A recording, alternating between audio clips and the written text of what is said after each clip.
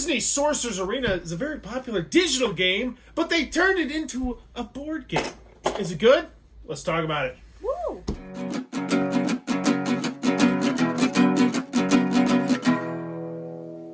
What does that even mean, Bowers Game Corner? Ahoy there, YouTube! We're back again today for another Thoughts from the Corner. I'm here with my good friend Lucy. Hey! We don't high five, but we're going to start. Yeah! And today we're talking about Disney Sorcerer's Arena Epic Alliance, the core set. This is for two or four players. Take about 35 minutes to play. And the basic premise is if you're playing a two-player game, you're going to take control of three separate characters. And each of these characters are their own asymmetric characters. There's Aladdin, there's Sulley from Monsters, Inc., there's Gaston. There's 8 characters in the base game. And then what you're going to do is go 3 versus 3 if you're playing the two-player game. If you're playing the 4-player version of the game, which we got to the table tonight, everybody's going to control 2 characters and you'll be working with someone else. Now, I played this 3 times now. You played it for the first time tonight, Lucy. Yeah. So, in the basic game, though, you're going to have and actually the way they do it is they break it up over the course of 4 chapters. They recommend you learn everything over the course of 4 chapters when you're first learning the game, which we'll talk a little bit about. I think if you're more in the hobby, I don't think you really need to do that in hindsight. But essentially, you're going to get these characters right here. They'll have different attributes. They'll have different skills. And you can even level them up throughout the game as well. You're going to have your own custom decks, and each of the characters does feel pretty different. They have different health. They give you different amounts of victory points when you knock them out. Some have their own specific attributes, like there's the Magic Mickey from that one weird Fantasia, I think it's called. Yeah, Fantasia, or like that like Disney animated short, where he essentially like plays with the magic broom, magic hat. So, and he has like his own special magical ability where if you let him level up, he'll just absolutely blast everybody in the face. And they do feel different and asymmetrical. But let's focus on our thoughts on the game. We'll interweave in some gameplay. If you want to see exactly how the game's played, you can click the link up there. I did a how to play video. Hopefully it works well for you. But what do you think about the game, Lucy? Honestly, it was a nice little, like, it was easy to learn, easy to teach. It took about like a few minutes for us to pick up, and it was a fun little game. Yes, I would agree. That's one of my things as well. I would recommend if you are not newer to the hobby, like if you play games on a pretty routine basis, I think you can probably just read all of Chapter 1, because that is the brunt of it, and then Chapter 2 and Chapter 3 and Chapter 4. And I want to give them a huge shout-out. I want to show it to you. It's really cool what they do. Because we were talking about the chapters, I never knew about So this. Chapter 1 is just a 2 versus 2 game where they just have the basic, you move around and you whack people. It's dirt simple.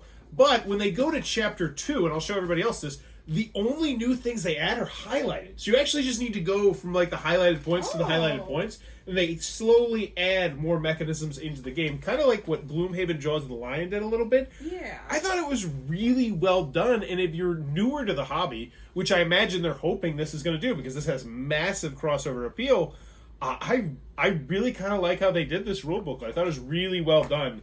And it made it much easier to learn the game, and it already is just a simple game. Oh yeah, it's a simple game. Like the production value is still great. Like all the artistry, like these little tokens. They're a little bit big, but like, I understand they're pretty nice. So how that works is there's an initiative order on the side of the board where all your characters are going to be over here, and then if someone attacks you or if you do something, this goes right next to it, and it kind of fills in there, and it's actually a really clean system. Oh yeah.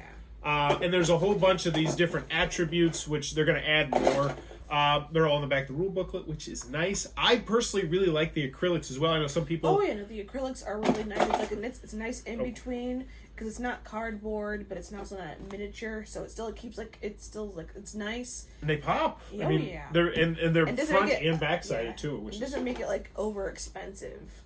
Yeah, I don't know what the price is, but I imagine this is probably going to be around a $60 MSRP. The only component issue I think anyone would have... Is the health meters? Yeah, the health meters are a bit clunky, but it's not really a deal breaker. I mean, yeah, mainly just have a couple of nitpicks with like just like the health bar, and I guess like with this, with so much space again, you could like write down what happens. That is honestly, I think that would have been really good. Maybe just or keep it the same size, but just make one side like it has the effect on it, because a lot of these are duplicates as well. I know there's a whole bunch of Mobilize, so if you just have a stack of Immobilize and right next to it, the other thing on the other side, I think I agree 100% on that. Yeah, just like, hey, like would Trunk or like I don't know, like Tough. What does Tough do? Less damage. Now I know some of them have pretty like lengthy explanations, and actually it's just Magic Pro. I wonder if that's why they didn't do it. But I mean, like you could just put an asterisk right there and just says like asterisk, and there's like that refer to the rules. I agree. And the other thing is, I'll mention it because Adam is not here. This box is way too big for what it really needs to be, especially considering this is the core set, and presumably, because that's just taking up a lot of space. The insert is nice, but I feel like they could have made for how big the box is.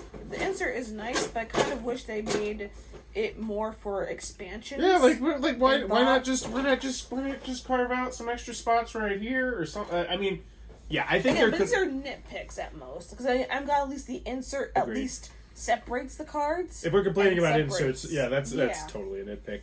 I mean, there's player reference card, and there's Chapter 1, Chapter 2, Chapter 3 player reference card. I mean, it looks beautiful. It does remind me of another game similar, like I already mentioned this too, called Unmatched. Has like a similar vibe where you're playing these characters who have to go like against each other, like 1 versus 1. Because like you said, you mentioned it during our playthrough, that you thought it might play better like 1 versus 1. Yeah. So the big thing here, and I think what's really going to keep people coming back to this, is just mixing the characters together because they do feel different. They have unique cards. You know, some are healers, some are more tanks, some are just straight up DPS, and that's a lot of fun.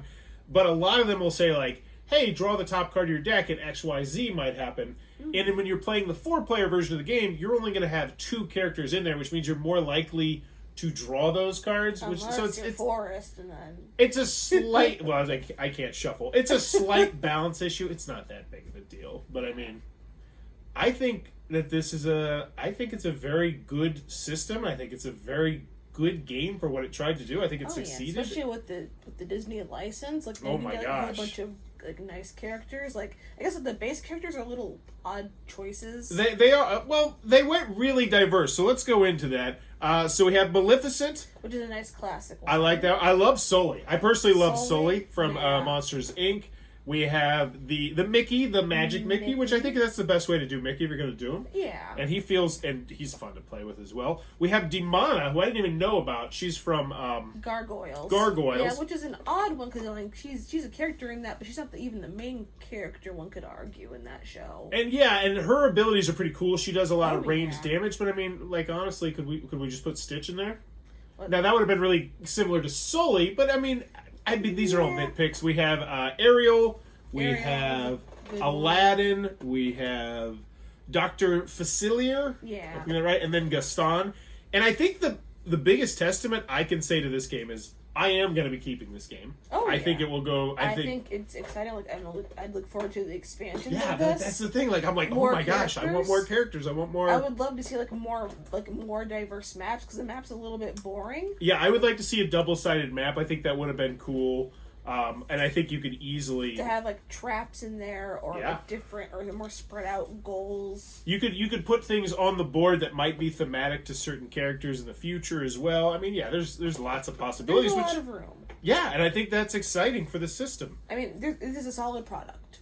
I would agree. So at the end of the day, I'm personally going to go to the very good, and I think this definitely has the potential to be great in the future with some more characters, because that is the one thing. There's only 8 characters, so if you're playing 4 players, you will use every single one of the 8 characters. But I do think you're going to want to go through and try out different combinations. So in the end of the day, thumbs up from both of us. Yeah. All right. That is Disney Sorcerer's Arena Epic Alliance course. If it looks like it might be your cup of tea, be sure to check this one out. Also, if you enjoyed this content, please be sure to click on that subscribe button down below as I'm trying to reach 10,000 subscribers. I need to update that. I'm past 9,400. And in the comments below, let me know what Disney character would you most like to see in here, and give me one of their cool special abilities or one of their cards, something they would do that would fit thematically. What am I going? And this, I'm gonna go. You want to go first? Sure. Because I'm thinking, because it just also gives me vibes of the board game Villainous too. I'm thinking of all villains. I'm Scar would be an interesting one. Scar, Scar'd be great. What would Scar do though? What would be his big thing? Probably just a lot of charging or manipulating characters around different places. And if Scar came with another board, potentially there could be a board where we could push people off a cliff. Oh yeah, that'd be cool. For me personally, I'm going to go with my favorite Disney movie of all time, which I don't even know off the top of my head. It'd be Toy Story, I guess. So I'm going to go with Buzz Lightyear. And he would be... He's got to have movement. So he's going to have some big movement where he can teleport. Like laser beams? Yeah, laser beams would be good. But let me know in the comments below. What Disney character would you like to see mixed in? As always, thanks for your time, YouTube. See yas. This video is brought to you by all of my amazing Patreon supporters, and I would love it if you would join their ranks and have your name immortalized in the end of many of my videos for the end of time. But consider for only $1 a month, and as always, thanks for stopping by.